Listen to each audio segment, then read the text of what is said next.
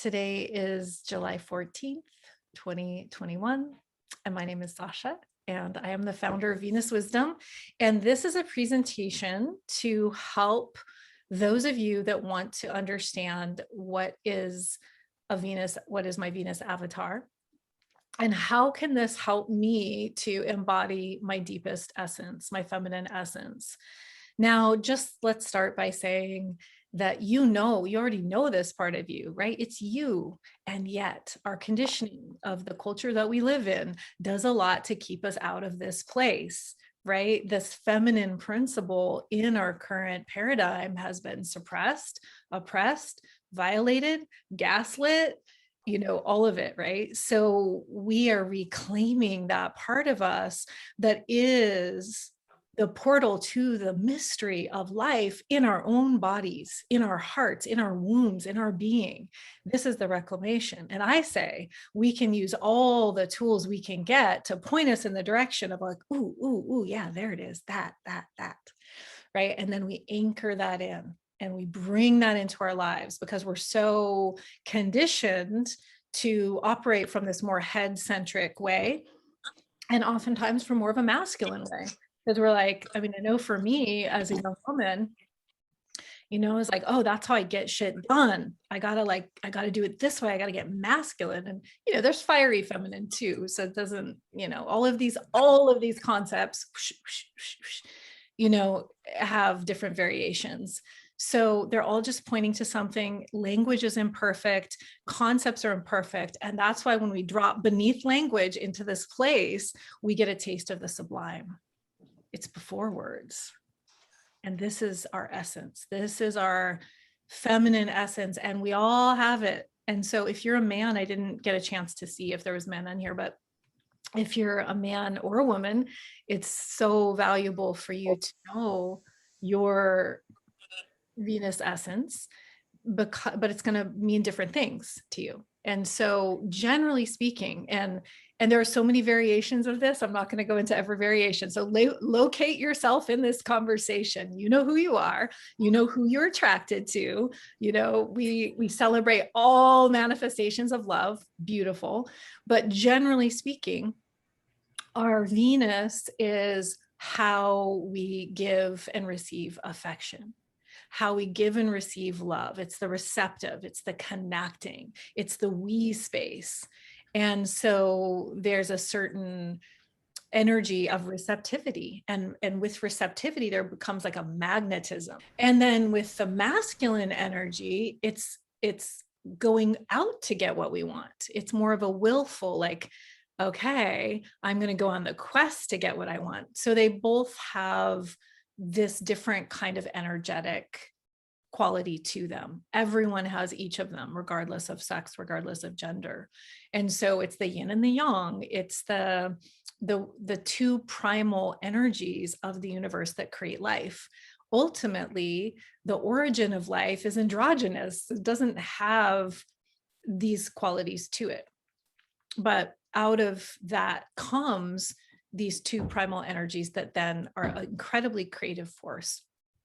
And that's why we just had this Venus and Mars meetup, in the last couple of days in Leo. They were coming together in union, and we really got a chance to unify within us. What is this creative force and what do we want to do with it? And to be really cohesive and coherent with both the giving and receiving parts of us, or the questing out and receiving parts of us. So today we're going to focus on Venus. And generally for women, it tends to be how a big part of our identity as a woman, as, how we feel beautiful, and how we might guess how a woman would dress up for a date by her Venus, we could say. For a man, if he loves women, he may project that onto his partner. Ultimately, it's his inner feminine, but he might project that onto the kind of woman that he's attracted to as well. So there's an interplay here. But regardless, and ultimately, and most especially now, it all begins within us. The magic is within us, this union within us. So I'm not even going to talk too much more about what it can look like outside there, because so much of the energy right now is about this inner union and being whole unto ourselves to meet this very incredible moment in time that we're all living through. So let me start to share my screen. I've been syncing with Venus for 8 years. This is an 8-year, this is how Venus looks after 8 orbits.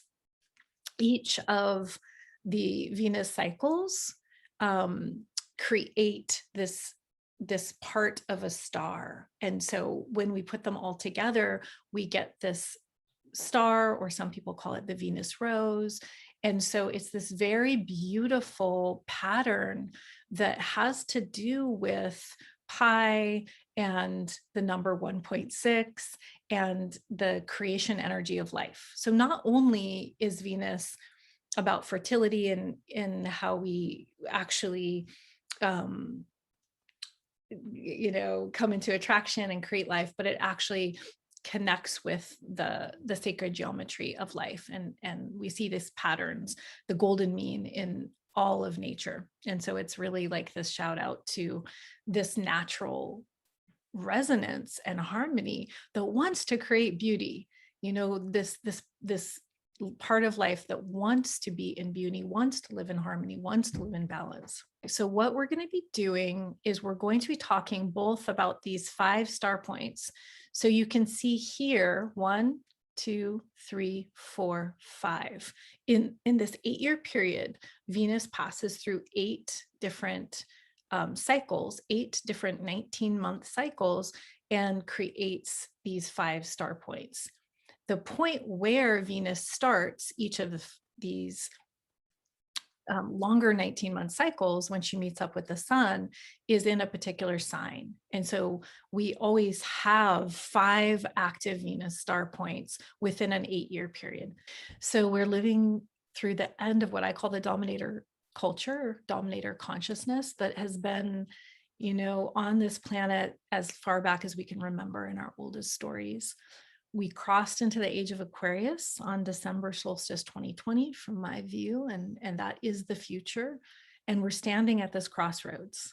We're having the ability to wake up to our full power to create a new reality, or continue in this destructive version of this dominator culture, now fueled by technology. So it's like, will we be liberated, or will we be further enslaved? That's the crossroads that we're standing at. And in my view, syncing with Venus and the Venus cycle is a path of liberation of the heart. It's very different than orienting to the moon, which I did for most of my life in a lot of ceremonial ways. And I'm not going to go too much into that today, but if you tune in, you'll begin to understand why, and that the Venus cycle and the Venus map that I'm going to show you, it includes the moon, but it doesn't put the moon first. It actually puts Venus first as this evolutionary force of this solar feminine. So every single planet represents an aspect of who we are. And here they all are, lined up neatly and not in proportion to each other at all. But what we're looking at is we get to understand more of ourselves from understanding the planets both in our chart as well as what's happening in the sky. And this Venus 19-month cycle is a dance of Venus and the sun, and it really represents our feminine wisdom. So this mystery of life, death, and resurrection. This dance that even in every moment, the in-breath of life, the exhale of death. And then we breathe in again, resurrection. We're constantly in this interplay of creation, dissolution. And when we begin to sync with this Venus cycle, not just Venus, not just as a standalone point in your chart, like I have Venus in Aries, that's one layer. But when we look at the multi-layers, we get a better sense of the multidimensionality of our being, and that it's really time for the resurrection of the feminine on the planet for all of us. And so we're calling that back and allowing that to lead. And that's one aspect of the solar feminine.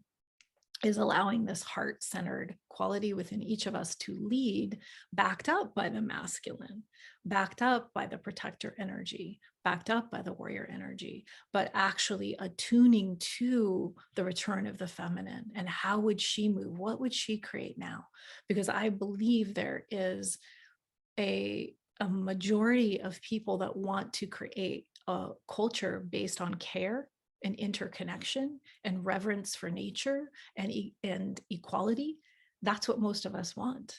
And so when we claim our power to create that, we're participating in the future dream. We're dreaming a new future. Well, this is Venus. She is between Earth and Sun. So you can see she's in this divine union with the Sun, and she's transmitting that to Earth. And so it's like this embodying light. That's how I think about the solar feminine, embodying through Venus and the Earth, who are twin sisters. It's like Venus is this wise sister to the Earth, really reflecting back to her, really helping her to understand herself, because the feminine is very subjective. And sometimes it can be hard to see ourselves and know ourselves without that reflection. So she's like this sacred sister, helping us to understand ourselves better and wake up to our power. When she's with the Sun, this is really like the meeting of light and love, Venus and Sun, and then embodying that through the Earth. Now, this picture was taken in 2012, the last time that Venus visibly crossed the face of the Sun in our lifetime.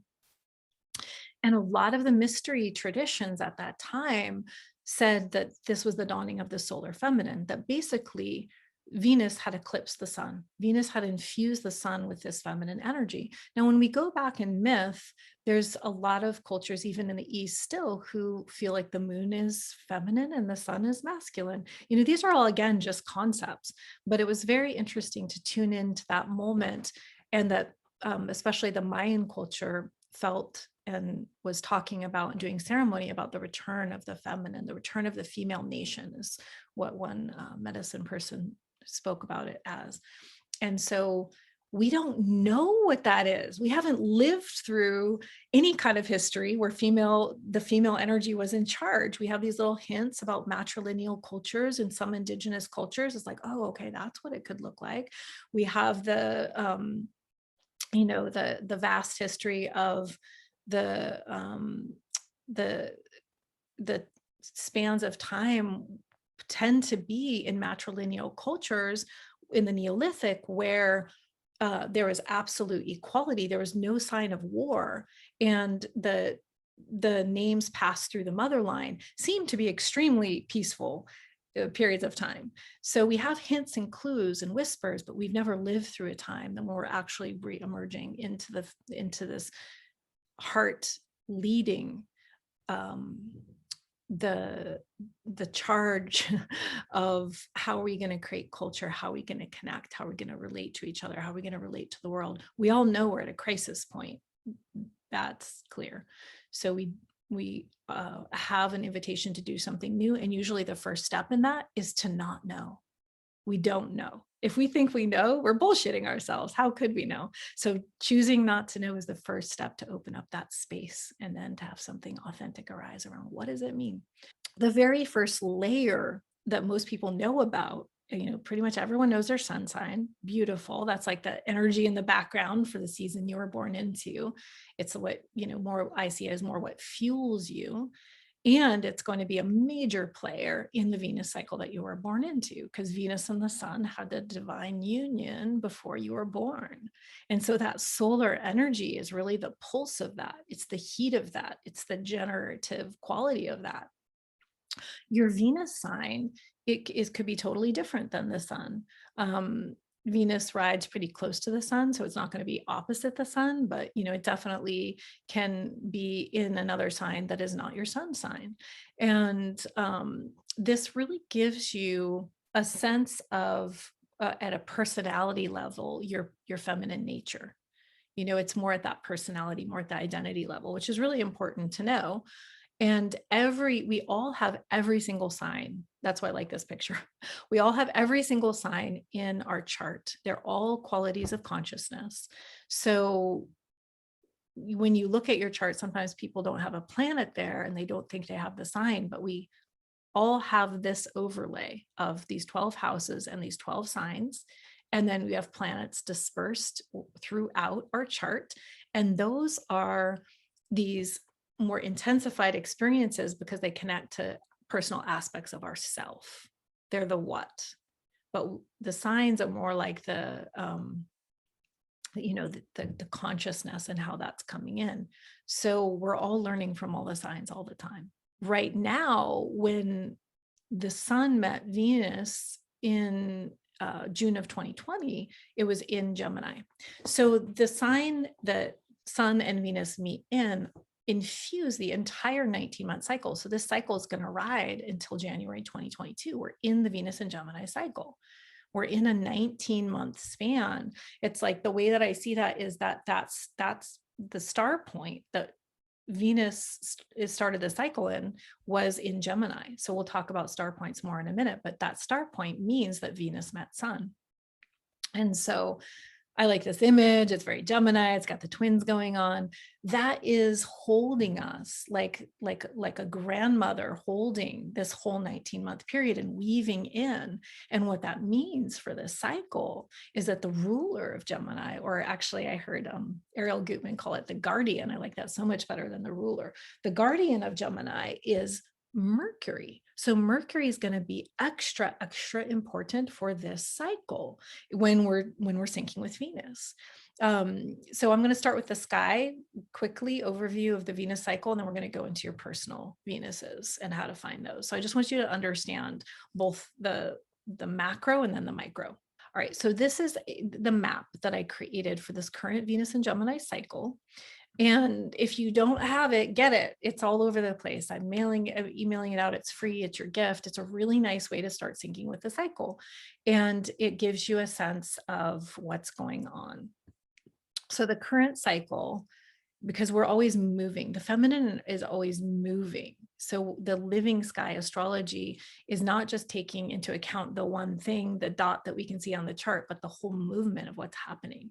So from January 2020, from June 2020 to January 2022, in this Venus and Gemini cycle, we can look at this and understand it, that we're on Earth and the cycle starts here when Venus and Sun line up. So imagine yourself on Earth. That was a picture we just saw, right? Venus was in between Earth and Sun.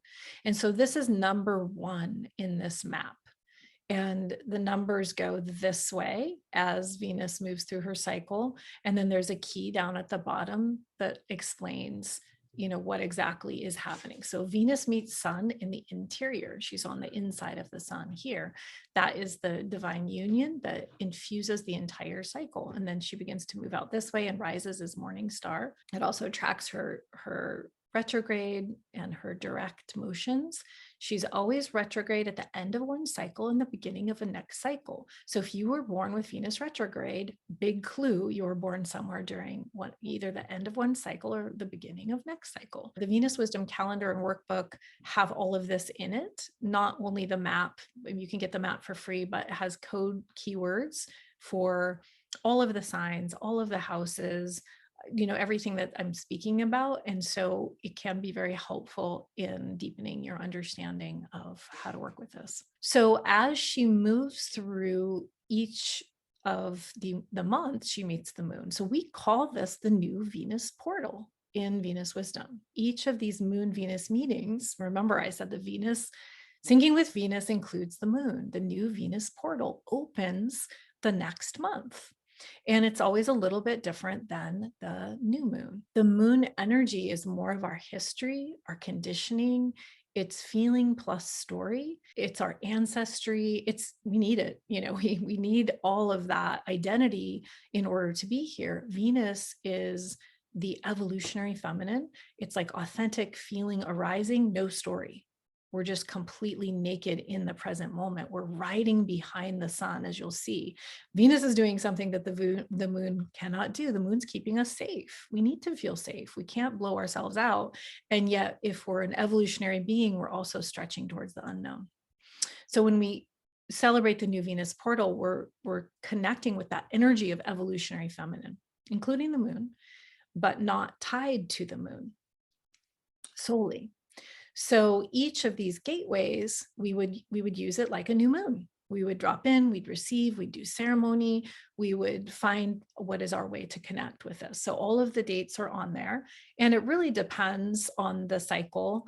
But here we had 1, 2, 3, 4, 5, 6, 7, 8 visible meetups with the moon in this particular Venus cycle. We call this cycle, number 1 is reset, when she's in that invisibility too close to the sun to see, about 8 to 14 days. Then she's morning star for about the total time between here and here is about 9.5 months, from the Venus star point when she met the sun and we could see her on the interior, to the Venus star point where she's behind the sun, but she's still meeting the sun and she's still in this line with Earth. Okay, so those are the 2 Venus star points. 1 and 7 are what we would call Venus star points. That comes out of Ariel Gutman's work, amazing body of work. Then the Venus phases, I studied with Adam Gainsbourg for many years, and really I'm putting together the Venus star point and the Venus phases in this work called Venus Wisdom. So I'm drawing upon different resources. There's a new understanding that's emerging, and you're all helping that to happen, everyone who's involved. So in this, detailed map with the dates, she is getting lower and lower and lower in the sky. So up here, she's highest and brightest, and then she starts to descend. And if you're watching her in the morning sky, she's getting lower and lower, meeting the moon at these points. And of course, visible when the moon's not there as well. But that is a powerful beginning of each month, is when she meets the moon. And that will happen 1 to 3 days before the new moon as morning star. Then she sets as morning star, disappears behind the sun for about 60 to 98 days, 60 to 100 days. And in the middle of that, she's going to meet the sun again. Now, in a chart, in an astrology chart, these 2 points look exactly the same. Venus is right next to the sun, whether she's on the inside or on the outside. So we'll look at that in a chart. Now we're trying to add in these dimensions of what's actually happening in the living sky. So in the underworld, unseen from the earth, then she reemerges as evening star, and she meets the moon as the evening star. And so in the morning star, she's actually meeting the waning crescent moon. In the evening, she's meeting the waxing crescent moon, which is very apropos, because here she's descending, she's shedding, she's releasing, she's letting go of identity to meet the underworld, to meet the unconscious. I mean, there's a whole body of work about this mystery. This is the mystery. We go into the shadow to discover more of who we are and to shed who we are not. We meet our deepest truth in the underworld. We just came out of that. For most people, Venus reappeared in May as evening star. Some weren't able to see her until June. Depends, where you are on the earth, what your if you have any mountains in the way, or what your views are like. And then as evening star, she's rising, and she's really fortifying in her new empowerment in the underworld. In the underworld, we're tested to see if we can wed our kindness with power. Are we trustable with power, our own power? Because we're actually incredibly powerful beings, even though most of us have been blocked from accessing all of our power. So she's getting her groove back. She's really moving into more of an alignment with moving from that deeper wisdom. And you can see all of the new Venus portals here and the dates. We just had the July 12th new Venus portal, and then we had the Mars and Venus meetup as well. So this was a very powerful new Venus portal in Leo. And we will have 1, 2, 3, 4, 5 more. And then, she's going to go retrograde after she reaches her greatest brilliance, her greatest height. She's going to go retrograde. for the cycle on December 19th. And then she's going to set, so we won't be able to see her anymore. Okay, that was crash course. Do not worry if you did not understand all of that. That's why it's really good to return to this map again and again and again. I just wanted you to have an overview. These are the 4 phases that you're going to find out. When were you born? Were you born in Reset, Morning Star, Underworld, or Evening Star? Everyone's either a morning star or an evening star. And then there's a special layer to the meaning if you're invisible. So if you're Reset or Underworld, but we're either on this side of the sun or this side of the sun. And so we're going to look at that in the charts. Here's another way to look at it. This is also in the calendar. If we start with Venus here, meeting the sun, out of view, then this is the horizon. So now we're looking at it as if we're looking out on the horizon. We're looking to the east here, and she starts out low, gets high pretty fast, and peaks out as this jewel in the morning sky, and then meets the moon on her way down in her descent. So you can kind of see the descent more in this graph. I'm not going to spend too much time here. Then this is the evening star version of that, her rising, getting to her peak, and then beginning to descend again to start the cycle all over. Just to compare to the moon cycle, we are very familiar with the moon cycle, right? There's the new moon. That is from Earth's perspective when we can't see the moon because she's closest to the sun, always going to be interior, right? Because she never goes behind the sun. And then, she waxes and she gets to about half full, and that's the first quarter moon. And then she's full moon across from the sun, totally illuminated. And then she starts to wane, and she goes into last quarter moon and then comes back to new moon and starts it again. So we are, very familiar, most of us, with the moon cycle, but most of us not very familiar with the Venus cycle. Check it out. Venus also has cycles. This photographer took pictures of Venus. This goes from morning star all the way to evening star in her relationship to the sun.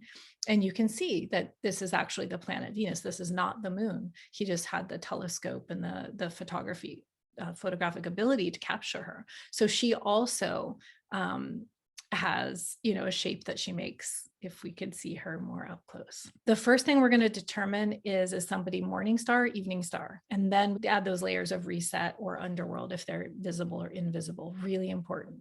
So if you saw this, and hopefully you've checked it out, this is the instruction for how to find your Venus phase. Here is my chart. And so we're going to go through this together. And I am a morning star Venus. We're going to first ask, is Venus clockwise from the sun? Is Venus behind the sun in sign and house? Looking at my chart as an example, we can see that Venus is in Scorpio. So this is the sign for Venus. If you don't know, find that on your chart, Venus. And then this is the sign for Scorpio. Again, you can get the calendar if you don't know these, and they're all decoded. And then we're going to look for the sun. This is the sun, the sign for the sun, and this is Sagittarius. So clockwise is obviously going this way, right? That's clockwise. So is Venus behind the sun? Is Venus clockwise from the sun? Scorpio comes before Sagittarius. So when you think about the flow of the zodiac, it starts with Aries and it ends with Pisces, right?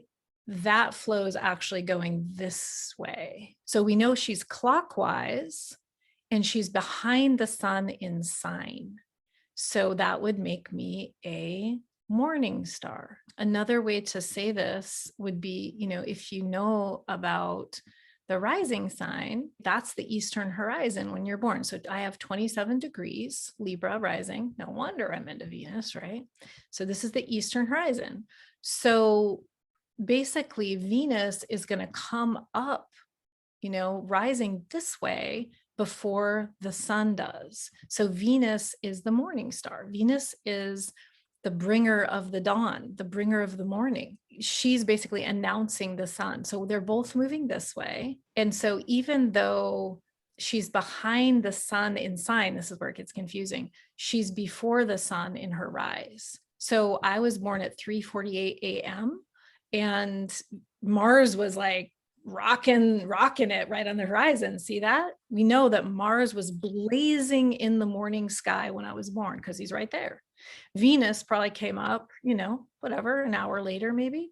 And then the sun, came up, whatever, 6 a.m., 6:30, 7. I don't know what it is in the winter here exactly. But do you see what I'm saying? So the flow is going this way. So to understand what's happening, if your Venus is clockwise from the sun, on this side of the sun, anywhere, she could be right here, she could be right here, she could be anywhere on this side of the sun going clockwise, you're going to be a morning star. If she's anywhere on this side, anywhere, on this side, you're going to be an evening star. I'm going to actually show you Jamie's chart because I did ask her permission before and she said yes. So thank you, Jamie. Jamie Goldstein is another amazing astrologer who holds Venus Wisdom. And if you're in the Venus Wisdom Collective, you might have learned that I am not doing individual sessions right now. I'm guiding 21 women deep into the Venus mysteries in this 8-month program.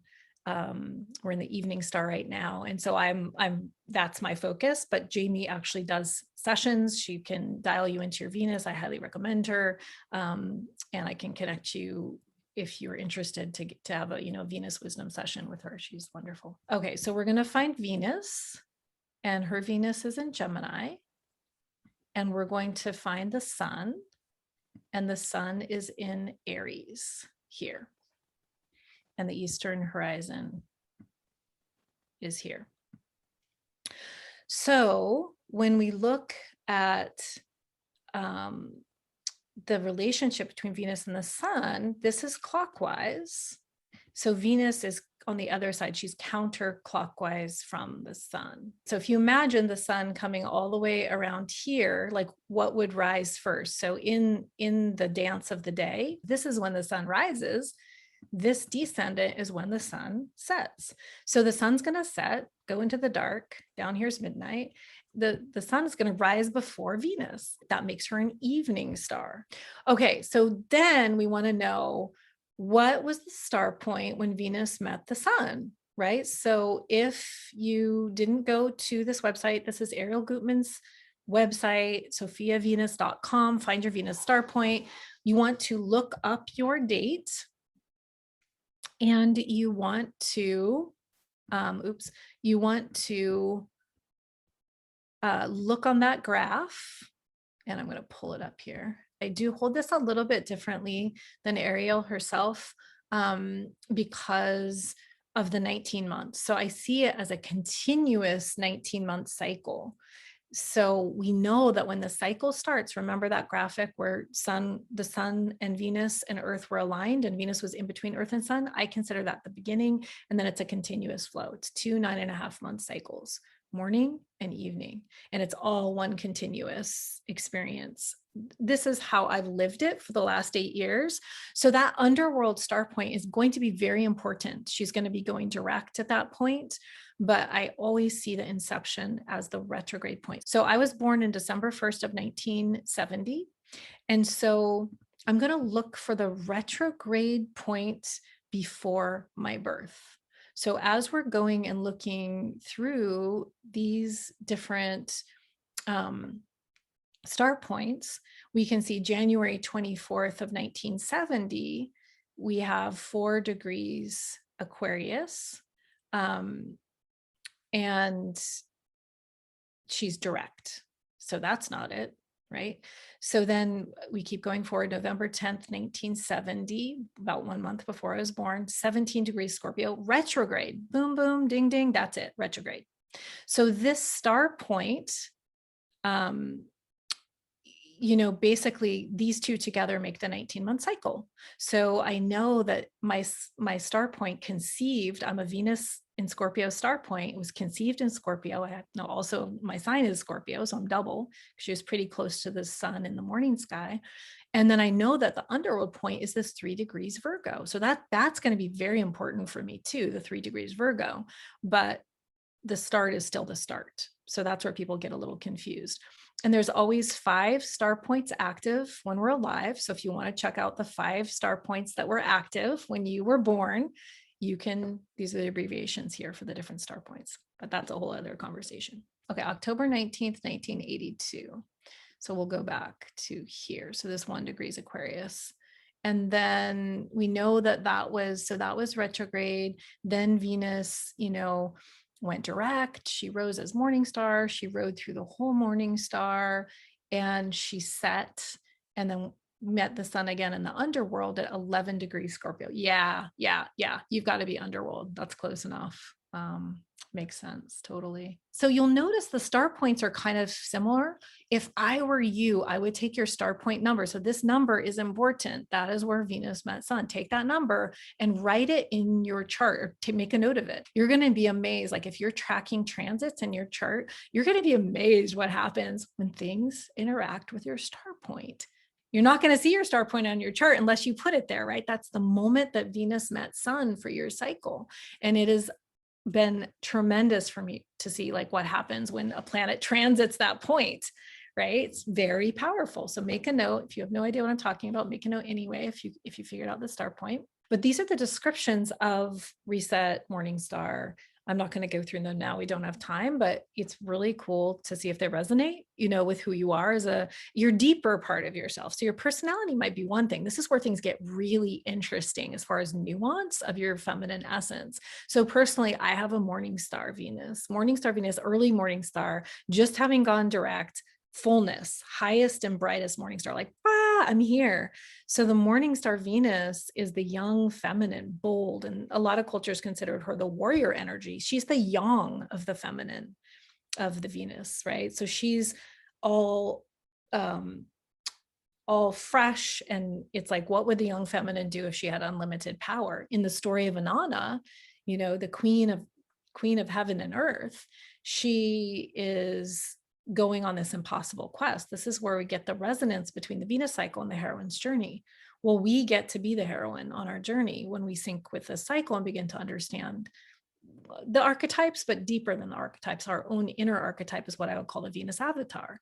And it's going to be richer than any goddess, than any concept that someone else put together of what something is, because it's very unique to us.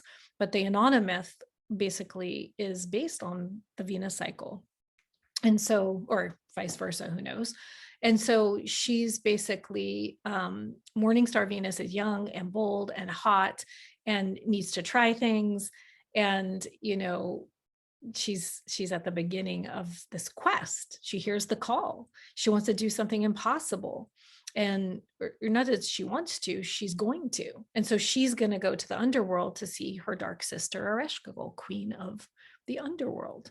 That is not done. No one comes back to the underworld alive, but she's doing it because she's like queen of heaven. She's got all this power and creativity and Shakti, and she's doing it, right? That's morning star Venus. So even though I have morning star Venus, my Venus is in Scorpio. So if you know something about astrology and astrology signs, Venus and Scorpio is not like, boom, I'm here. I'm going to try things in love. I'm going to open my heart and see what happens. Venus and Scorpio is like, oh no, prove that you love me. Venus and Scorpio like really has to cultivate trust. So those two energies together create a very unique template for my feminine, where actually I do have to try things in order to grow and evolve. And yet it's not exactly easy for my Venus and Scorpio to do that. And so like that tension between the two of them and that deepening and that knowing is like, I need to show up fresh and bold and put myself out there, even though some part of me might want to be hidden and not be seen. And I know there's going to be like a backlash if I put myself out. And I've worked that for years in my own being.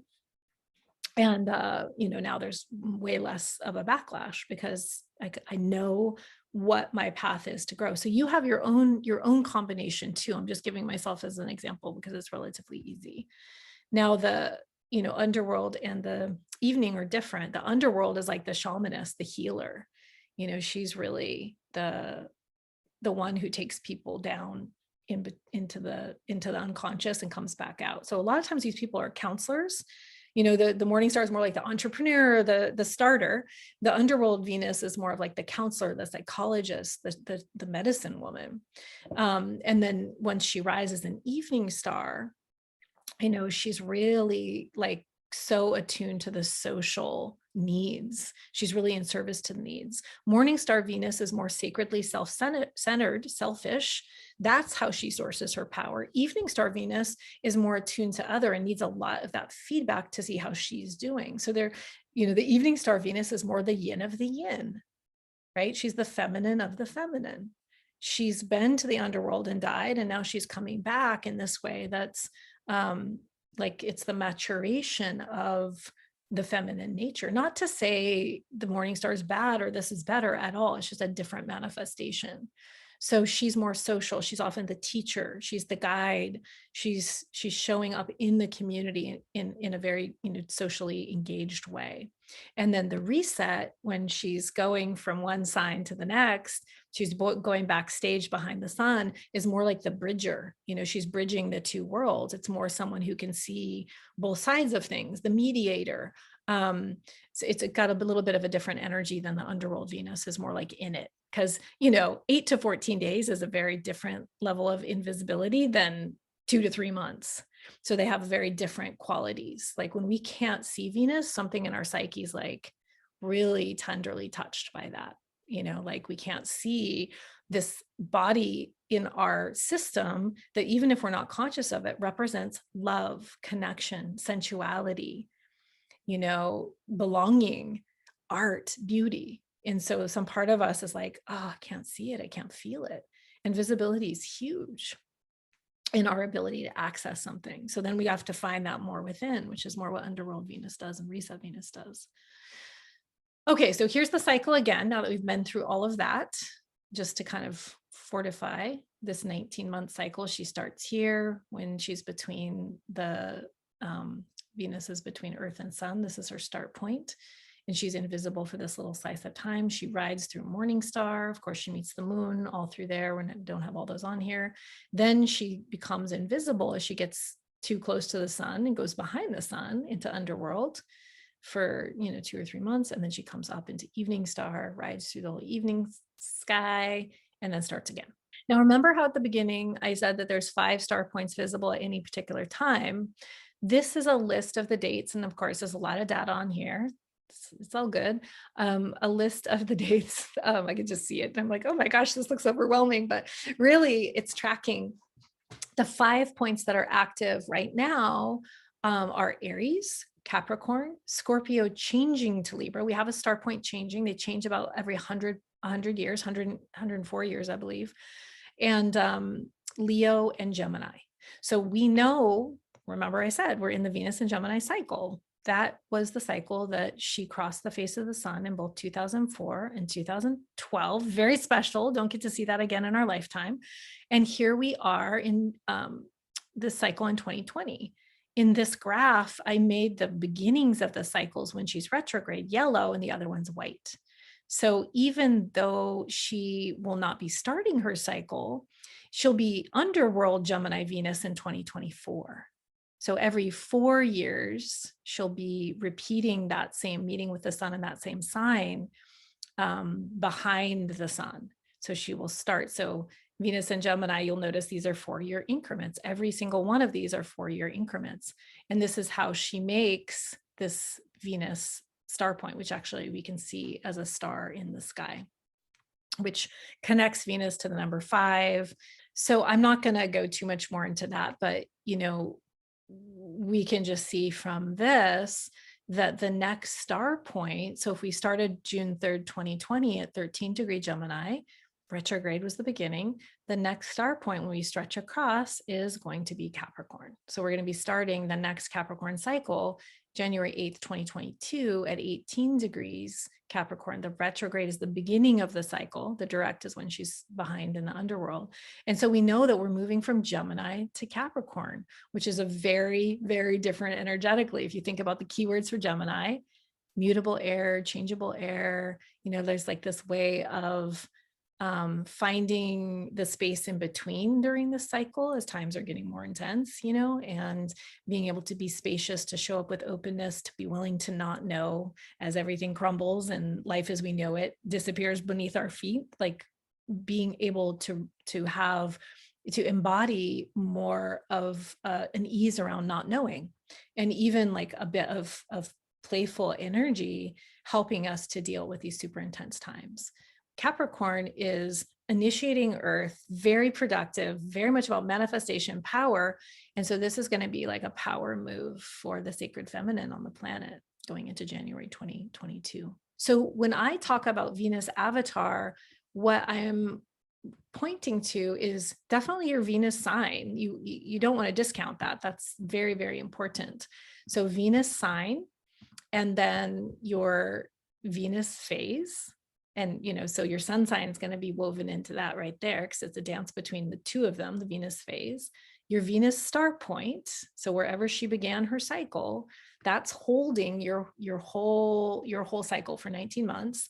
And then, of course, what house she's in, any aspects to her, like we can really create a picture of not just a picture, but an experience and a feeling of our own personal avatar, which again, I feel is much more powerful than using external goddesses, which many, many traditions have done. They have this exalted feminine image, and those are lovely. And I've worked with them a lot. I've trained as a, Tibetan Buddhist for decades, and I love the deities. And yet I've found, like, in this age of Aquarius, nothing's more powerful than us discovering our own unique exalted feminine image, and then even giving her an image, giving her breath, giving her life. And she becomes this part of us. She is us, and she's also this part of us that is, again, expanding and evolving into more of our multidimensional being, more of our empowered human that we forgot, that we're recovering. Yay, there's so many Tibetan Buddhists in the group. See, there's probably a reason that you were drawn to this course, because you're used to working with the deity. What do? We creation stage. We create this image of this exalted energy, this enlightened energy, right? Sitting in front of us, blessing the people we love. Like we're assigning this image, this visual, this power. And then what do? We become it, right? We embody it. We become that deity. I mean, we're talking about in this Vajrayana tradition. And then what do? We dissolve, dissolution. The in-breath, the out-breath. Nothing's meant to be held on to. It's in that movement that we find the magic. Blessings on your discovery of your feminine essence and embodying that and being in your truth at this time. I'm just so delighted that you each came. I feel like you came for a reason, because you're really powerful beings and powerful leaders. So thank you for shining. Thank you for showing up. Thank you for being real, and just love doing this. So I am just happy to be of service in this way. And you're welcome. All right. Mwah. Blessings. Bye.